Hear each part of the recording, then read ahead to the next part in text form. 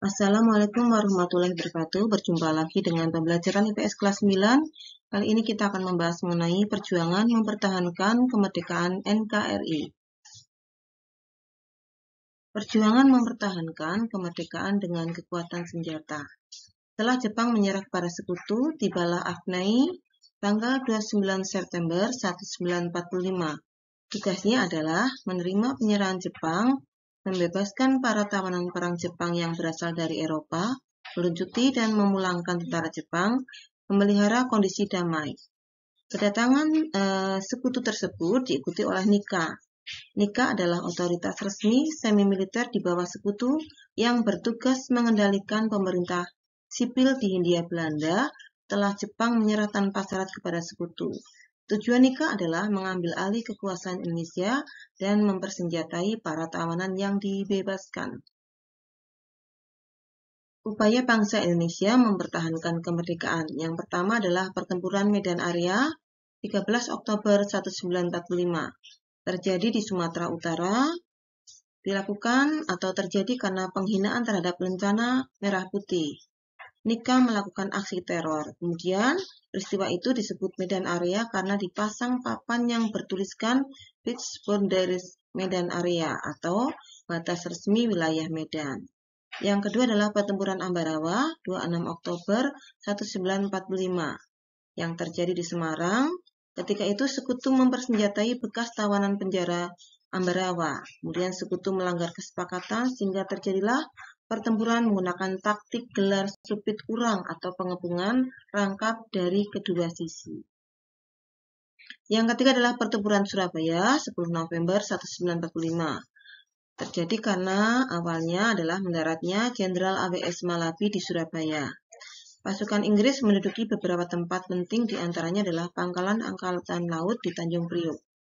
Kemudian tentara Inggris melanggar persetujuan gencatan senjata dan waktu itu Jenderal AWS Malabi tewas, membuat Inggris mengultimatum agar Surabaya menyerah tapi tidak diindahkan oleh rakyat Indonesia. Saat itu kemudian Bung Tomo atau Sutomo menggelorakan semangat untuk berjuang. Karena banyaknya korban saat itu, maka tiap tanggal 10 November diperingati sebagai Hari Pahlawan. Yang keempat adalah peristiwa Merah Putih di Manado 14 Februari 1949. Terjadi karena larangan sekutu untuk mengibarkan bendera merah putih di Minahasa. Dibentuknya PKKR atau Perjuangan Pusat Keselamatan Rakyat. Rakyat seluruh Sulawesi mendukung kemerdekaan Indonesia. 5 adalah pertempuran Bandung 23 Maret 1946.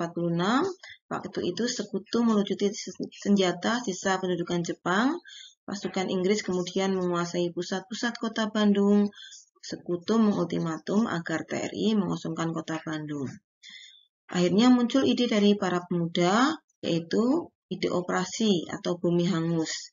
Yaitu terjadi karena para pejuang tidak rela kota Bandung dimanfaatkan oleh sekutu Nika. Dan peristiwa itu dikenal dengan Bandung Lautan Api. 6 adalah pertempuran Margarana 18 November 1946 terjadi di sebelah utara kota Tabanan, Bali, dipicu oleh hasil dari perundingan Linggarjati. Bali bukan merupakan wilayah Nusantara secara de facto.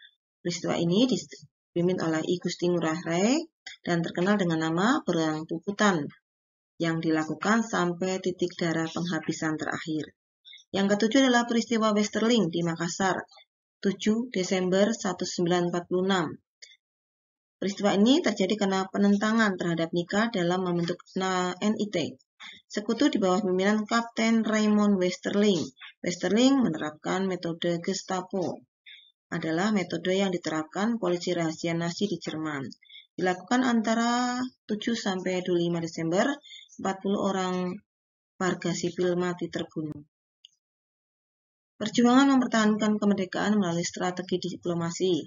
Dukungan terhadap kemerdekaan dan kedaulatan Indonesia mengalir dari negara-negara sahabat seperti Australia, India, Liga Arab, dipimpin Mesir, dan Palestina.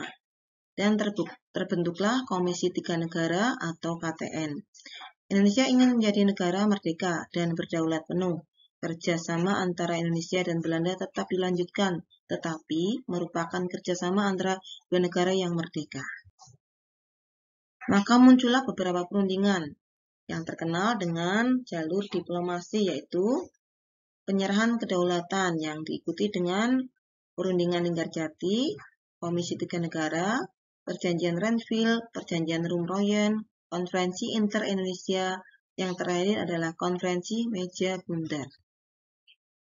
Yang pertama adalah Perundingan Linggarjati, berlangsung di Linggarjati, Cirebon, Jawa Barat. Hasilnya adalah Belanda mengakui secara de facto RI dengan wilayah kekuasaan meliputi Sumatera, Jawa, dan Madura. Kemudian Indonesia dan Belanda akan bekerja sama dalam membentuk Negara Indonesia Serikat atau RIS. RIS dan Belanda akan membentuk Uni Indonesia Belanda yang diketuai oleh Ratu Belanda. Perjanjian ini ditandatangani 25 Maret 1947. Dampak negatif adalah wilayah tidak meliputi Sabang hingga Merauke. Wilayah Indonesia di luar de facto oleh Van Mook diproklamasikan secara sepihak. Ini yang kemudian disebut garis wilayah Van Mook. Akibatnya terjadilah agresi militer Belanda yang pertama. Yang kedua adalah Komisi Tiga Negara atau KTN, dibentuk oleh PBB 25 Agustus 1947. Tujuannya adalah sebagai penengah konflik antara Indonesia dan Belanda. Tiga adalah Perjanjian Renville.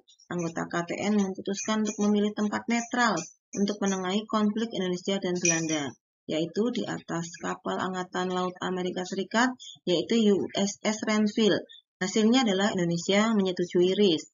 2. Belanda bebas membentuk negara federal di daerah yang didudukinya. 3. adalah Indonesia bersedia menarik pasukannya dari wilayah garis Van Mook.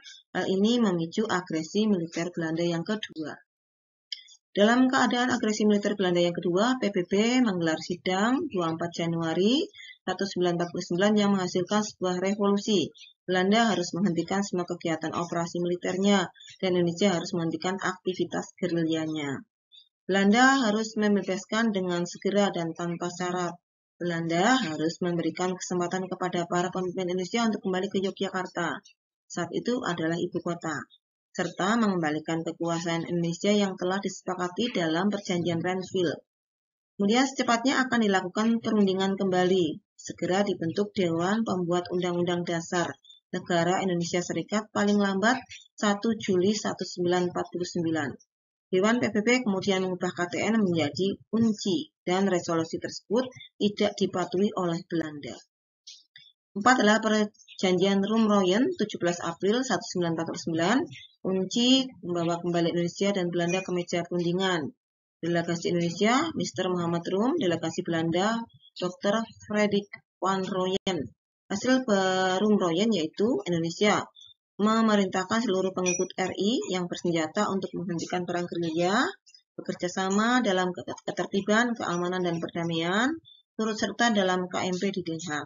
Kemudian dari pihak Belanda menghentikan aksi militernya, menyetujui pemerintah RI ke Yogyakarta, menyetujui Indonesia sebagai sebagian dari negara Indonesia Serikat, berusaha akan menyelenggarakan KMP. 5 adalah Konferensi Inter-Indonesia 19 sampai 22 Juli 1949 dan 31 Juli sampai 2 Agustus 1949. Konferensi ini memutuskan beberapa hal. Angkatan Perang RI merupakan angkatan perang nasional. TNI merupakan kekuatan dan inti dari APRIS. 3. Pertahanan negara akan menjadi tugas dan hak pemerintah RIS. Konferensi Meja Bundar 23 Agustus 1949 sampai 2 November 1949. Hasil KMP, Belanda akan menyerahkan kedaulatan kepada RIS pada akhir bulan Desember 1949. Diputuskan pula beberapa persetujuan pokok yang terkait dengan masalah keuangan, ekonomi, sosial, budaya, dan lainnya. Mengenai Irian Barat, penyelesaiannya akan ditunda selama 1 tahun. Persetujuan KMP membuat ketentuan-ketentuan mengenai pembentukan APRIS dengan TNI sebagai inti. INIL akan dibubarkan dan para anggotanya akan masuk dalam APRIS.